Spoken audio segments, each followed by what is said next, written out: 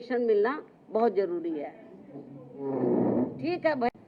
7 न्यायाधीशों के संवैधानिक पीठ द्वारा अभी हाल ही में 1 अगस्त 2024 को देश में अनुसूचित जाति व अनुसूचित जनजाति के आरक्षण के संदर्भ में जो एक अति महत्वपूर्ण निर्णय दिया गया है, तो उसके संबंध में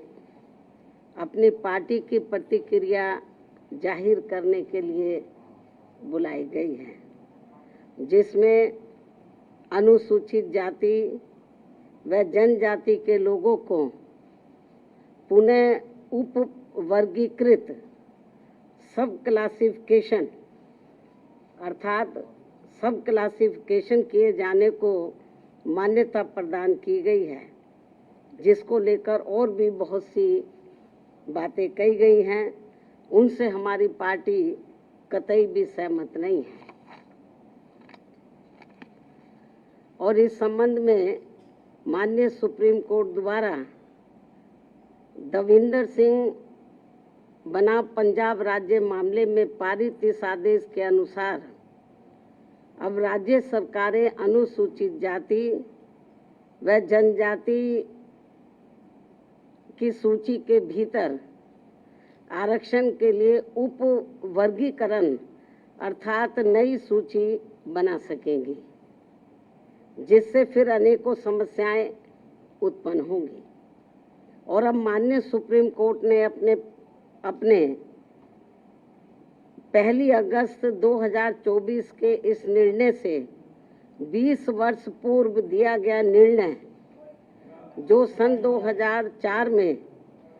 5 न्यायाधीशों की संवैधानिक पीठ द्वारा ईवी चिन्नैया बनाम आंध्र प्रदेश राज्य में दिया गया था, तो उसको पलट दिया है, जिसमें अनुसूचित जातियों व अनुसूचित जनजातियों के भीतर किए जाने वाले वर्गीकरण को मान्यता देने से इनकार कर दिया गया था। और ये भी कहा गया था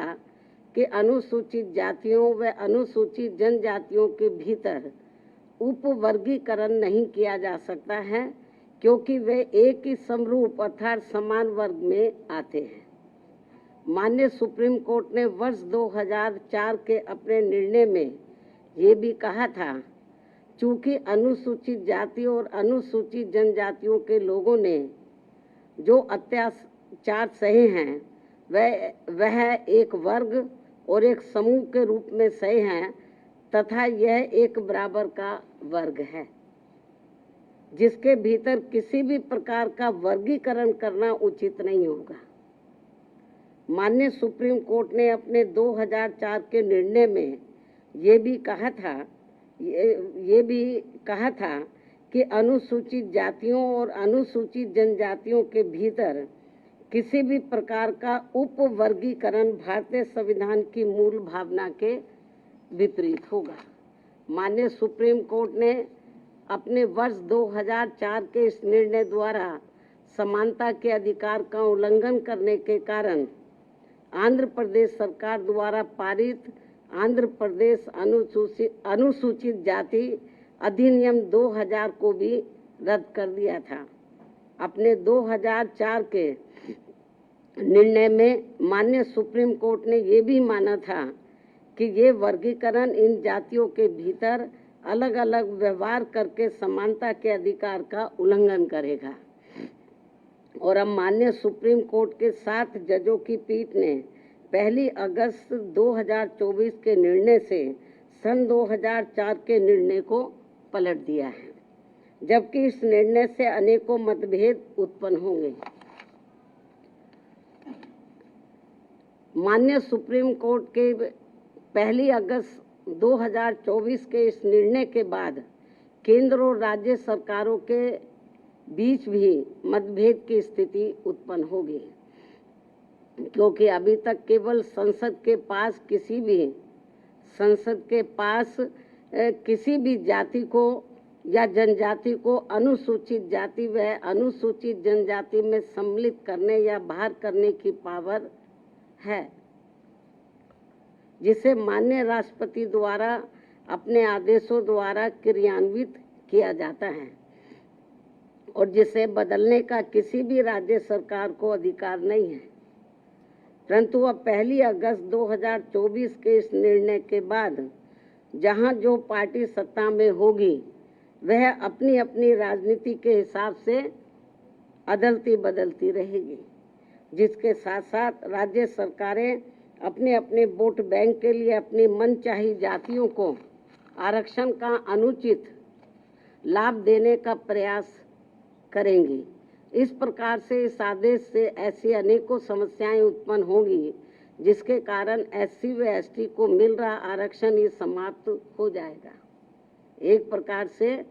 SC व ST को मिल रहा आरक्षण ही समाप्त हो जाएगा और फिर इसका नतीजा ये होगा कि अनुसूचित जाति व जनजाति वर्ग अंत में आरक्षण से वंचित रह जाएगा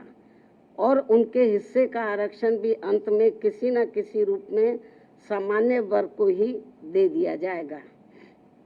माननीय सुप्रीम कोर्ट द्वारा अपने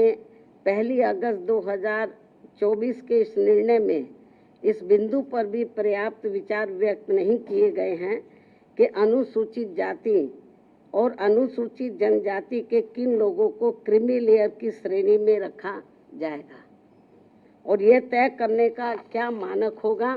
कि किन लोगों को अब आरक्षण की आवश्यकता नहीं है तथा इस कार्य के लिए अब राज्य सरकारों को राजनीति करने का पूरा मौका मिल जाएगा। माननीय सुप्रीम कोर्ट के इस निर्णय के बाद यदि अनुसूचित जाति और अनुसूचित जनजाति के भीतर उपवर्गीकरण किया जाता है तो वर्तमान में लागू आरक्षण के अनुसार सरकारी नौकरियों और शैक्षणिक संस्थानों में अनेकों पद रिक्त रह जाएंगे, क्योंकि जिन सीमित वर्ग की उपजातियों को आरक्षण दिया जाएगा उसमें रिक्त पद के सापेक्ष उतने अभ्यर्थी उपलब्ध नहीं हो पाएंगे और ऐसी स्थिति में ये बची हुई रिक्तियां अंत में सामान्य वर्ग के हिस्से में ही चली जाएंगी, जिससे समूचे दलित समाज के दलित व आदिवासी समाज के पिछड़े हुए लोगों को काफ़ी नुकसान होगा और उनमें असंतोष की भावना उत्पन्न होगी। इसके साथ साथ माननीय सुप्रीम कोर्ट के निर्णय दिनांक 1 अगस्त 2024 के अनुसार अब राज्य सरकारों को ये अधिकार होगा कि वह संविधान के अनुच्छेद 341 व 342 के अंतर्गत माननीय महामहिम राष्ट्रपति के द्वारा घोषित SC व ST जातियों के समूह का उपवर्गीकरण करके आरक्षण का लाभ उनमें से कुछ जातियों को दे सकती है और ऐसा करते समय SC व ST के समूह में बची हुई जातियों को उससे वंचित रख सकती है,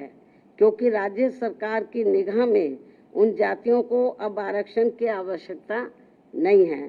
क्योंकि उन जातियों में से कुछ लोग सामाजिक तौर पर SC व ST की अन्य जातियों से बेहतर स्तर पर हैं। माननीय सुप्रीम कोर्ट के समक्ष इस उपवर्गीकरण के पक्ष में जोरदारी से दलील रखते समय बीजेपी द्वारा केंद्र शासित सरकार के attorney general, solicitor general, Punjab में आम आदमी पार्टी की सरकार के महाअधिवक्ता, हरियाणा एवं चंडीगढ़ की ओर से अधिवक्ताओं द्वारा ये महत्वपूर्ण तथ्य नहीं रखा गया कि वर्गीकरण के तहत जिन जातियों को लाभ से वंचित कर दिया जाएगा उन जातियों में अभी भी लाखों व्यक्ति ऐसे होंगे जिनको आरक्षण का लाभ नहीं मिल पाया है और अब उन्हें अनुच्छेद 341 एवं 342 के तहत SC व ST वर्ग के समूह में होते हुए भी हमेशा के लिए आरक्षण से वंचित रहना पड़ेगा, जो कि किसी भी प्रकार से न्याय संगत व उचित नहीं होगा तथा पूर्ण रूप से असंवैधानिक भी होगा तथा ये सभी उप वर्गीकरण वाली जातियां आपस में ही कोर्ट कचहरी अदालतों में वर्षों तक लड़ते रहेंगे और अंत में ये सभी लोग फिर आरक्षण से वंचित रह जाएंगे। साथ ही माननीय सुप्रीम कोर्ट के समक्ष दविंदर सिंह बनाम पंजाब राज्य मामले में सुनवाई के दौरान केंद्र के वकीलों और राज्य सरकार की तरफ से भी सत्ताधारी दल के वकीलों ने ही अपना पक्ष रखा है, परंतु माननीय सुप्रीम कोर्ट के 1 अगस्त 2024 के आए निर्णय के बाद अब तक इन सरकारों ने अपना पक्ष स्पष्ट नहीं किया है, जिससे अनुसूचित जाति और अनुसूचित जनजाति के लोगों में माननीय सुप्रीम कोर्ट के निर्णय को लेकर काफी भ्रांति की स्थिति बनी हुई है। माननीय सुप्रीम कोर्ट के समक्ष सुनवाई के दौरान समाजवादी पार्टी के वरिष्ठ राज्यसभा सांसद, जो कि वरिष्ठ अधिवक्ता भी हैं, तथा इनके साथ साथ बीजेपी ने केंद्र में अपनी सरकार की ओर से माननीय अटॉर्नी जनरल व सॉलिसिटर जनरल तथा कुछ राज्य सरकारों के वकीलों द्वारा, उसमें भी खासकर आम आदमी पार्टी की पंजाब सरकार की ओर से पंजाब के एडवोकेट जनरल, हरियाणा एवं चंडीगढ़ में बीजेपी की ओर से उनके वकीलों द्वारा उप वर्गीकरण के पक्ष में तथ्यों को तोड़ मरोड़ कर प्रस्तुत करते हुए बाबा साहब डॉक्टर भीमराव अम्बेडकर द्वारा संविधान सभा में लंबे विचार विमर्श के बाद बनाए गए आरक्षण के सिद्धांतों के साथ छेड़छाड़ करने का कार्य किया गया है, जो कि आरक्षण को पूरी तरह समाप्त करने की मानसिकता के साथ उठाया गया ये गंभीर कदम है। साथ ही माननीय सुप्रीम कोर्ट के 1 अगस्त 2024 के दिए गए निर्णय के बाद अनुसूचित जाति और जनजाति के लोगों के भीतर आपसी द्वेष की भावना बढ़ेगी और समाज में विभाजन की भावना को और अधिक बढ़ावा मिलेगा, जो कि राष्ट्र की एकता और अखंडता पर करारा प्रहार करने जैसा होगा। जबकि अनुसूचित जाति व जनजाति कोई साधारण जाति नहीं है, ये केवल भारतीय संविधान के अनुच्छेद 341 व 342 की अधिसूचना के जरिए अस्तित्व में आई है और यह अनुसूचित जातियों व जनजातियों का एक मिश्रण है और एक बार अधिसूचित होने के बाद फिर यह एक समरूप समूह बन जाता है। साथ ही राज्यों के द्वारा ये उप वर्गीकरण अनुच्छेद 341 एवं 342 के तहत राष्ट्रपति जी की अधिसूचना का उल्लंघन होने के साथ साथ ये पूर्ण रूप से असंवैधानिक भी होगा, क्योंकि कोई भी राज्य सरकार राष्ट्रपति की पावर को खत्म नहीं कर सकता है, क्योंकि ये संविधान के अनुच्छेद 341 भाग 2 एवं 342 का उल्लंघन होगा और इससे हमेशा ये खतरा बना रहेगा कि अनुसूचित जाति व जनजाति को दिया जाने वाला आरक्षण कब खत्म हो जाएगा, जबकि अनुसूचित जाति व जनजाति समुदाय के लोगों का वर्गीकरण का एकमात्र मूलभूत आधार सामाजिक गैर बराबरी अर्थात छुआछूत व जात पात रहा है। ऐतिहासिक तौर पर सामाजिक गैर बराबरी की वजह से ही आरक्षण दिया गया है, तो ऐसे में जाति के आधार पर प्रताड़ना झेलने वाले समुदाय के बीच आरक्षण का बंटवारा करना ये पूर्ण रूप से अनुचित, असंवैधानिक व गलत